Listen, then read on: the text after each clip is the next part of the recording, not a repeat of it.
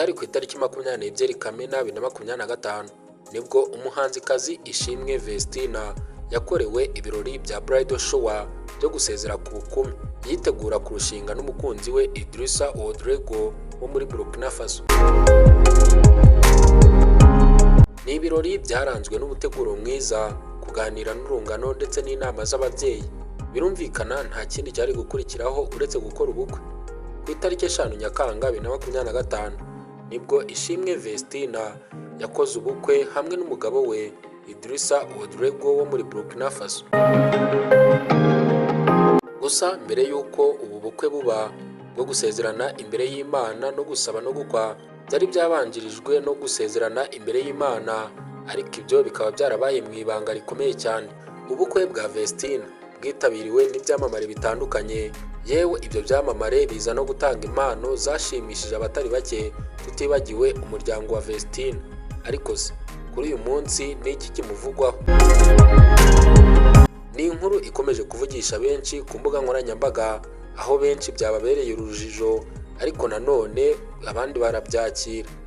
Ni nyuma y'uko kuri uyu wa kabiri tariki 18 z'ukwa 11 2025 Ishimwe Vestina yabyutse ashyira amagambo akomeye cyane kuri konte ya Instagram agaragaza ko atamerewe neza mu rushako.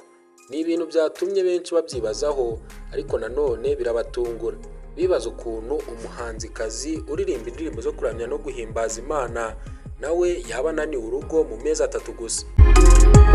Kuri ubu ngubu rero nta yindi nkuru iri kuvugwa hirya no hino ku mbuga nkoranyambaga uretse ivuga ko Vestina yatandukanye n'umukunzi we. Nyamara nubwo bari kuvuga byinshi kuri ibi ngibi, bakavuga ko batandukanye, amategeko ntarabihamya.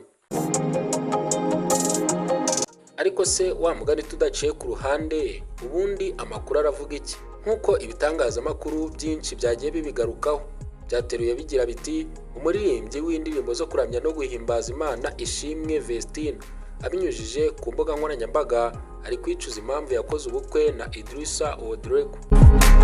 Mu magambo ari mu rurimi rw'Icyongereza, Ishimwe Vestina yacishije kuri konte ya Instagram yagize ati, "Today the life I'm living is not the life I choose. I'm living in a bad situation and I didn't deserve this. I know I made bad decision in my life, but it's okay. God allows some things to happen so we can learn. I have learned a lot. No man will ever lie to me again to destroy my life. The next man I choose to be with, I will first get to know him well, know his family and know everything about him. No one will ever use me again." Aya magambo tuyashize mu rurimi rw'Ikinyarwanda yagize ati, "Uyu munsi ubuzima mbayemo sibwo nahisemo. Ndi mu bihe bigoye kandi sibyo nkwiye. Ndabizi ko nagize amahitamo mabi mu buzima bwanjye, ariko nta kundi. Imana yemera ko ibintu bimwe bibaho kugira ngo tubyigiremo. Narize bihagije. Nta mugabo uzongera kumbesha ukundi ngo anyangirize ubuzima." Yongeyeho kandi ati, "Ubutaha ninjya guhitamo umugabo tuzabana, azaba ari uwo tuziranye neza, nzi umuryango we ndetse na buri kimwe kuri we. Nta mugabo uzongera kunkoresha ukundi." Burya kandi ngo ibijya kuba bica amarenga, kubera ko ibi Vestina yari usa n'uwabigarutseho avuga ko gushaka ari ugutangira ubuzima bushya cyangwa se ari ukwinjira mu gihugu utazi. Mu kiganiro yagiranye na MI Empire, Ishimwe Vestina yari yasobanuye ko urushako ari nko kwinjira mu gihugu utazi, bisaba kubanza kukimenya, kukiga no gukuramo amasomo akomeye. Ati, "Ntabwo ndamenya ibintu birenze cyane kuko ntabwo mamaze igihe cyane. Ntabwo nabwira abantu nti bimeze gutya na gutya. Naba ndi kwigira umuntu w'inzobere cyane, kandi nanjye nta gihe kinini mpamaze. Kujya mu rugo ni nko kujya mu gihugu utarumenyereye, bizagasaba ko uhiga. Byarangoye sinabeshya." Ibigaragaza ko kandi Vestina ashobora kuba atarahiriwe n'urushako nuko yakomeje agira inama murumuna we Kamikazi Dorcas. Yakomeje abwira murumuna we kwitondera kurushinga. Yaragize ati, natekerezaga ubuzima nari mbayemo na Dorcas, ariko bitewe n'uko mama yangiraga inama naramenyereye nta kibazo. Mwana wanjye Dorcas, ntuzashake ukiri muto cyane, uzaba uretse. Aramutse ashatse akiri muto namucira inkoni nkamukubita. Ibyo byari umugambi w'Imana.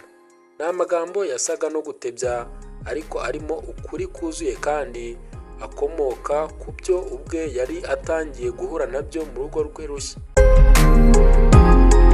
Kamikazi Dorcas nawe yavuze ko nyuma yo kurongorwa k'umuvandimwe we nawe yananiwe kwiyakira. Yaragize ati, ubukwe bukirangira ntabwo nabyiyumvishaga, ahubwo numvaga ko bitanabaye. Byabaye ari kuwa gatandatu, njya ku ishuri kuwa mbere mfite ikizamini cya leta kuwa gatatu.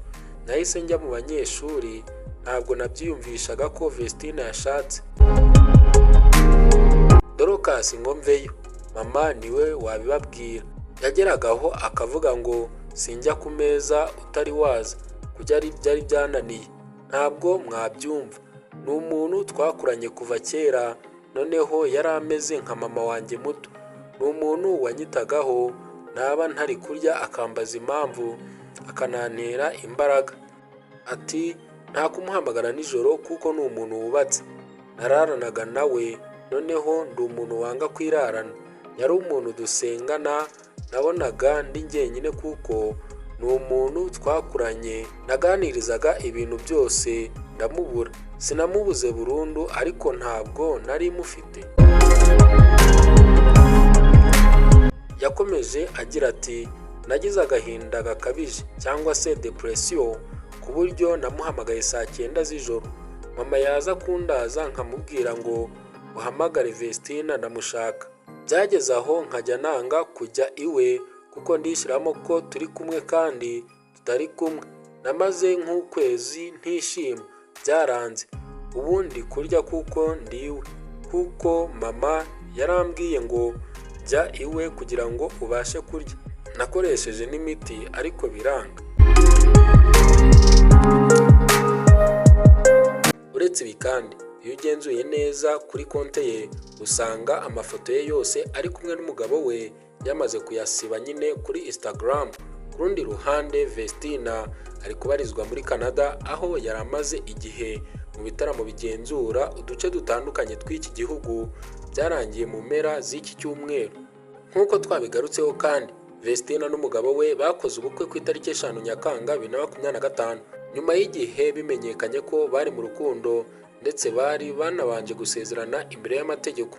Hanyuma se nyuma y'ibi ngibi uri kwibaza uti niki cyatumye Vestina afata uyu mwanzuro?